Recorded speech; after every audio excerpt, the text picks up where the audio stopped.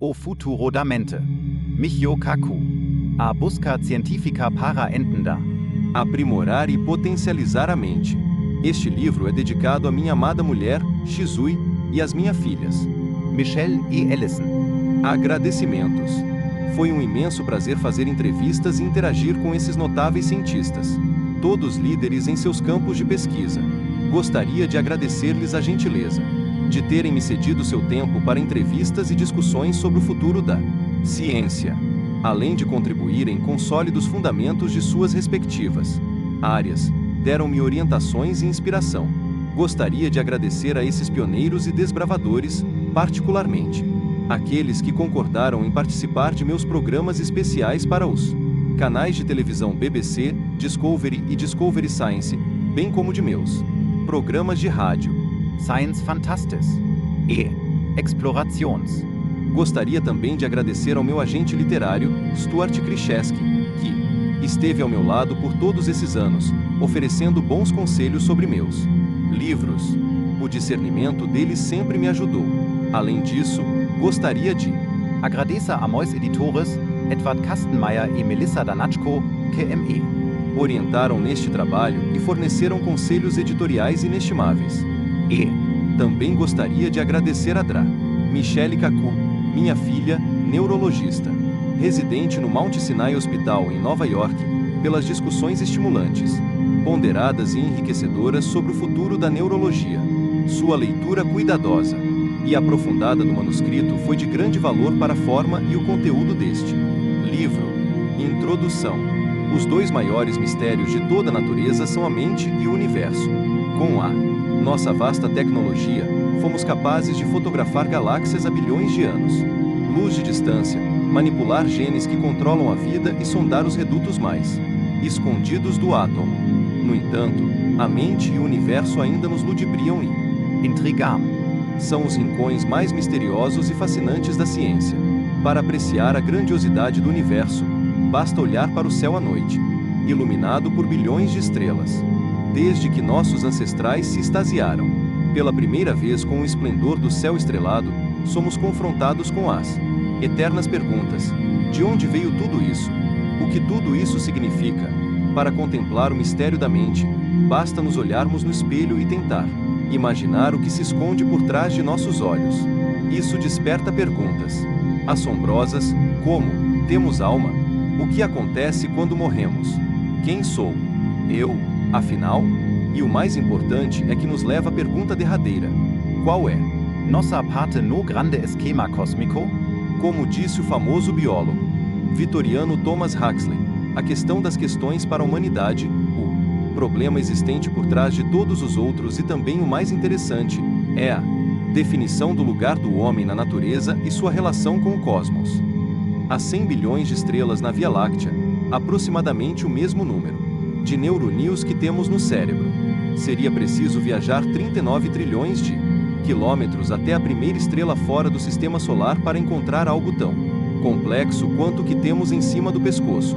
A mente e o universo constituem o maior de todos os desafios científicos, mas também apresentam uma relação curiosa.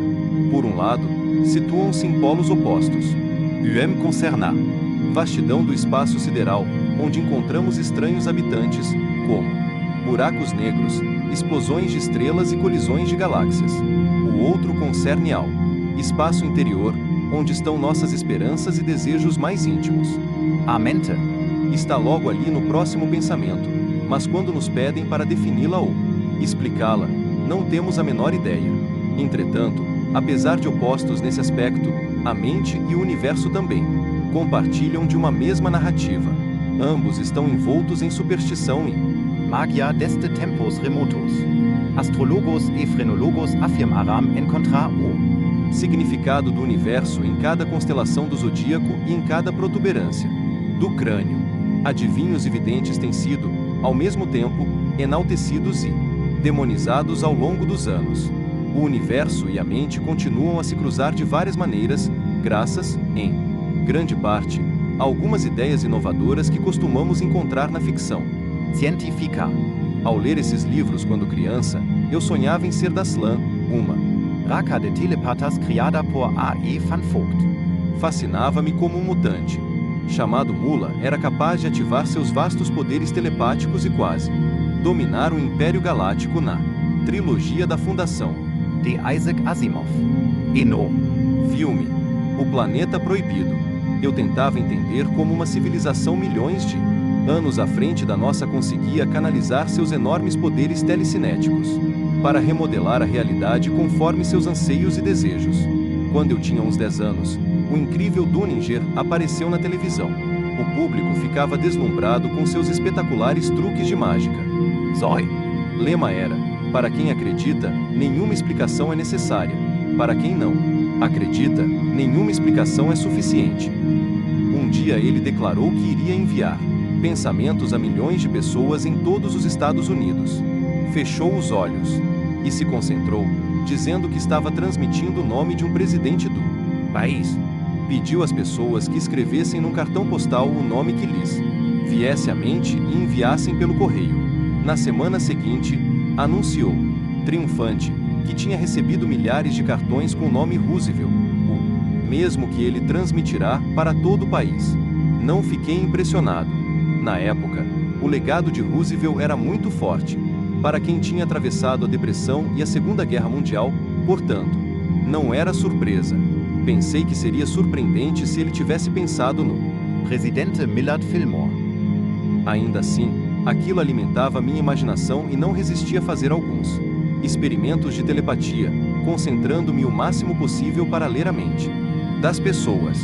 Eu fechava os olhos, me concentrava intensamente tentando ouvir os pensamentos dos outros e mover por telecinesia os objetos do meu quarto.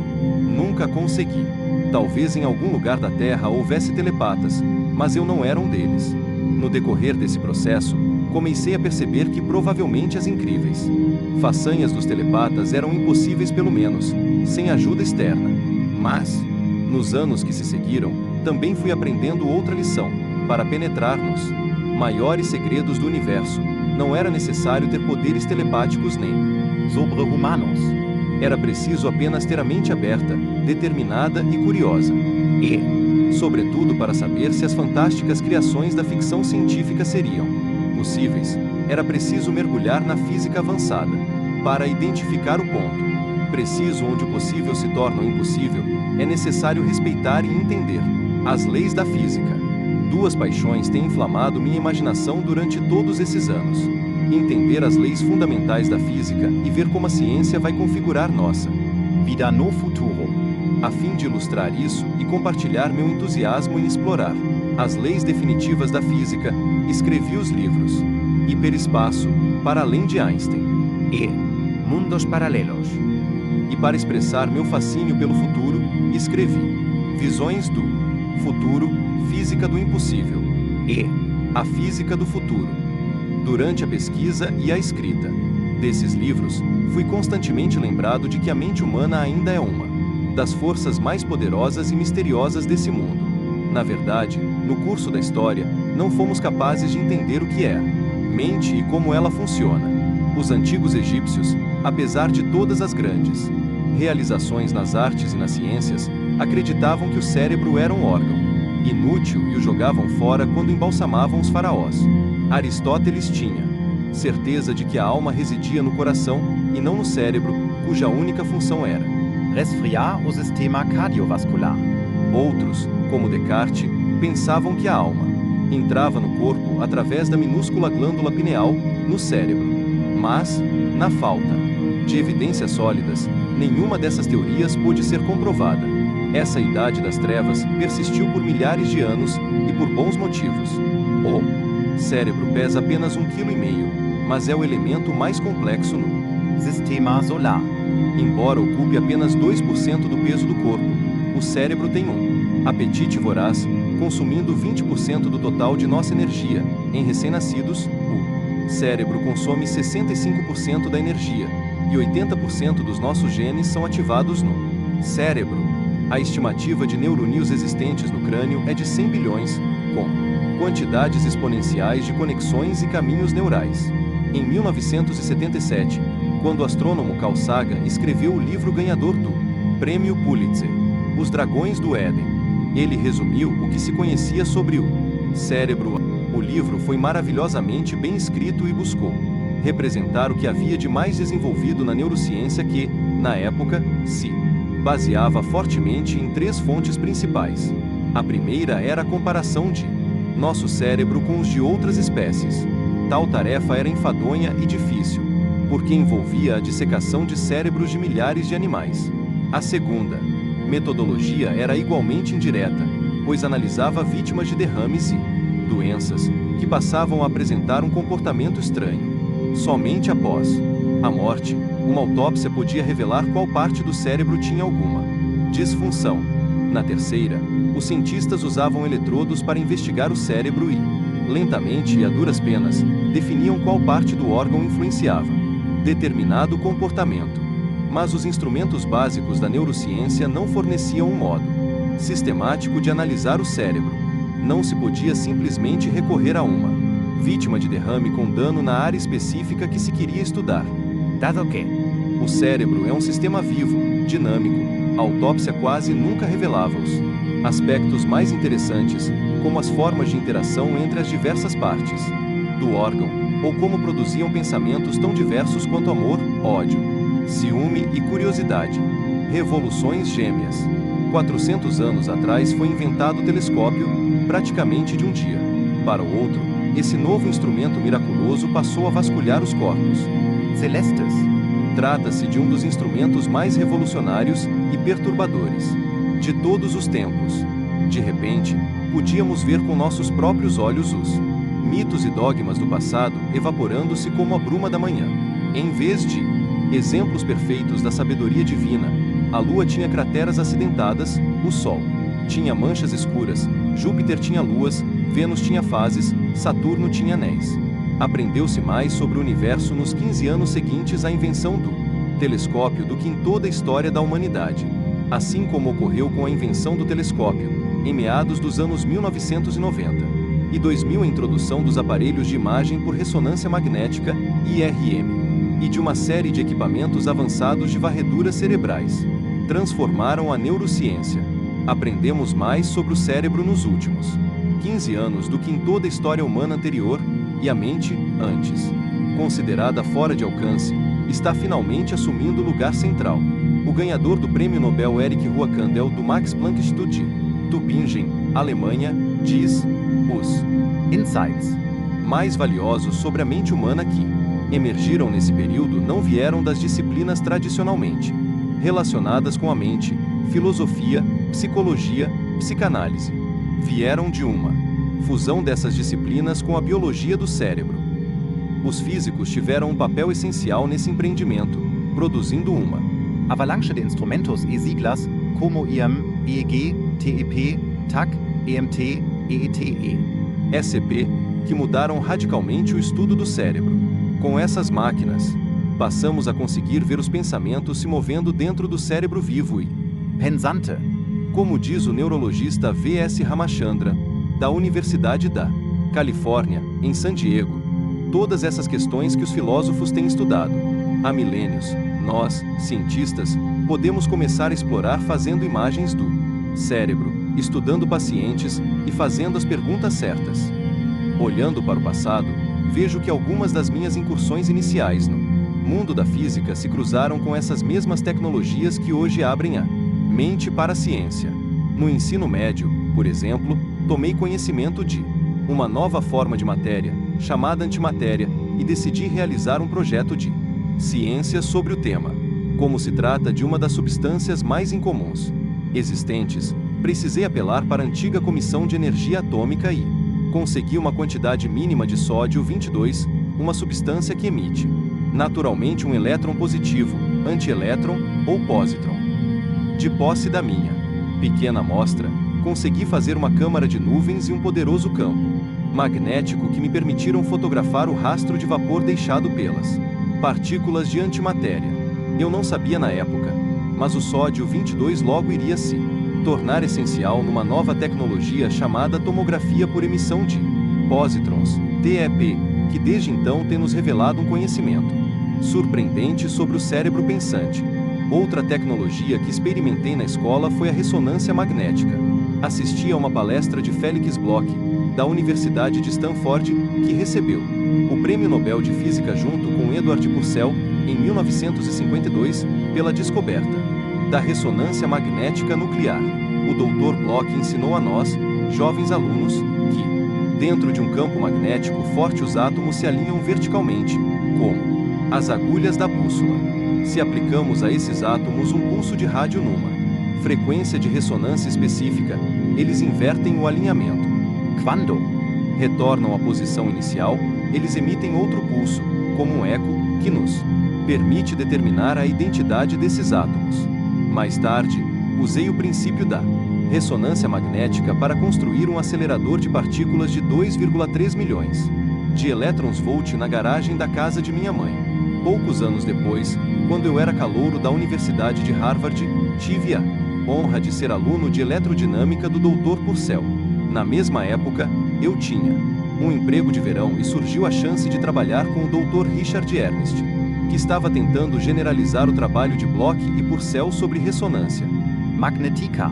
Ele teve um sucesso espetacular e acabou ganhando o Nobel de Física em 1991 por lançar as bases do aparelho moderno de IRM.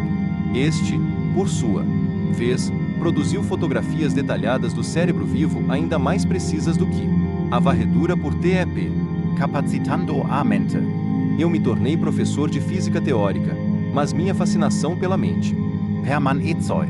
era sensacional ver que na última década os avanços da física possibilitaram algumas proezas do mentalismo que me extasiavam quando menino.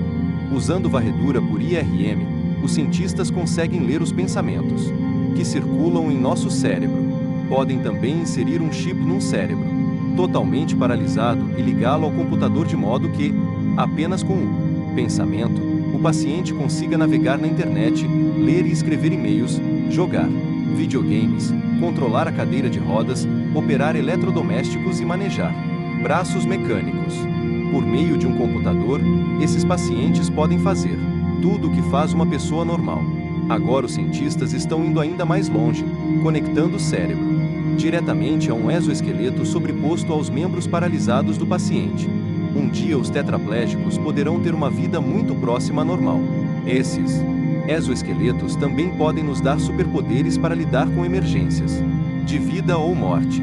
Talvez um dia os astronautas possam até explorar planetas, sentados confortavelmente na sala de casa, controlando mentalmente substitutos mecânicos, como no filme Matrix. Talvez um dia possamos fazer o download de lembranças e habilidades usando computadores.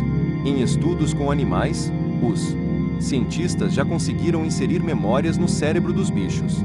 Talvez seja apenas uma questão de tempo para que nós também sejamos capazes de inserir memórias em nosso cérebro e aprender coisas novas, passar as férias em novos lugares, adquirir novas habilidades.